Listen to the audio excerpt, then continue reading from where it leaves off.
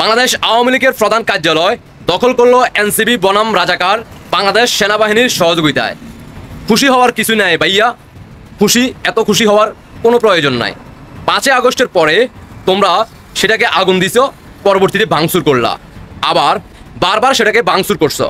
পরবর্তীতে বাংলাদেশের বিভিন্ন স্থান থেকে তোমরা টোকাই নিয়ে আসছিলা, এখানে তাদেরকে স্থান দিছো, তাদেরকে প্রাকৃতিক কাজ ব্যবহার করার জন্য তোমরা সহযোগিতা করছো। পাহারাদার হিসেবে তোমরা সবসময় ওইখানে চৌকিদারের ভূমিকা পালন করছো। অবশেষে তোমরা নিজ দায়িত্বে আবারও সেটাকে পরিষ্কারের দায়িত্ব কাঁধে তুলে নিছো। এই জন্য তোমাদেরকে আমার পক্ষ থেকে এবং কি সারা বাংলাদেশের জয় বাংলা সৈনিকদের পক্ষ থেকে তোমাদের জন্য রইল দোয়া ও শুভকামনা।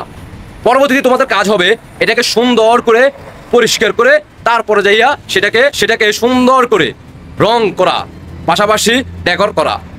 যেগুলো ফার্নিচার সুন্দর সুন্দর ফার্নিচার আছে আমেরিকা থেকে আসবে অথবা বাংলাদেশের বিভিন্ন স্থান থেকে সেটা ক্রয় করবা।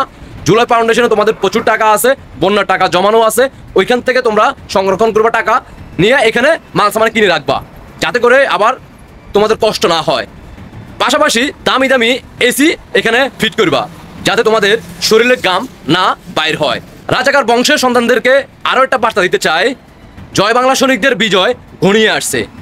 আর তারা সর্বপ্রথম তাদের কাজ ছিল বাংলাদেশ আওয়ামী লীগের পার্টি অফিসটাকে সুন্দর করে আবারও সাজানো। আর সেই কাজটা তোমরা আমাদেরকে এক ধাপ এগিয়ে দেওয়ার জন্য অসংখ্য ধন্যবাদ। মনে রাখবা 5 আগস্টের পূর্বে বাংলাদেশ আওয়ামী লীগের যে কার্যালয়টা যেভাবে ছিল তার চেয়ে যাতে 2 গুণ নয় 3 গুণ সুন্দর করে সাজাবা। এই জন্য তোমাদের জন্য বাংলাদেশের সবাই জয় বাংলা সৈনিকেরা দোয়া করবে। আর এখানে থেকে ঘোষণা আসবে আওয়ামী লীগের নেতাকর্মীরা রাজাকার বংশের সন্তানদেরকে কিভাবে ফাঁসিতে ঝুলাবে আর কাকে কোথায় ইনকলাব জিন্দাবাদ করতে হবে। শুধুমাত্র সময়ের অপেক্ষা। জয় বাংলার সৈনিকেরা মন খারাপ করার কিছু নাই, এটা আমাদের জন্য খুব ভালো একটা উপকার করছে।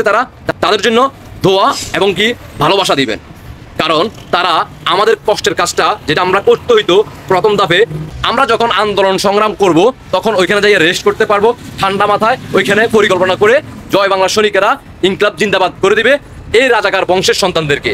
তার জন্য তারা আমাদের কাজটা সহজ করে দিচ্ছে। না হয় এই যে তারা ভাঙচুর লুটপাট এই কার্যালয়কে যেভাবে নোংরা করছে, আমরা প্রথমে যাই ওইখানে যখন পরিষ্কার করতাম আমাদের আন্দোলন সংগ্রাম এবং কি পরিকল্পনা আমরা একটু পিছিয়ে পড়তাম, আর সেটাকে তারা সুন্দরভাবে আমাদেরকে এক ধাপ এগিয়ে দিল। তার জন্য আমার পক্ষ থেকে তাদের জন্য রইল শুভ কামনা ও দোয়া।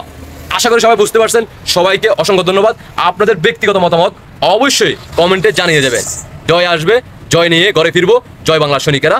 মাননীয় প্রধানমন্ত্রী শেখ হাসিনাকে বিজয় উপহার দিয়ে তারপরে জয় বাংলা সৈনিকেরা ঘরে ফিরে যাবে ইনশাআল্লাহ। আল্লাহ হাফেজ।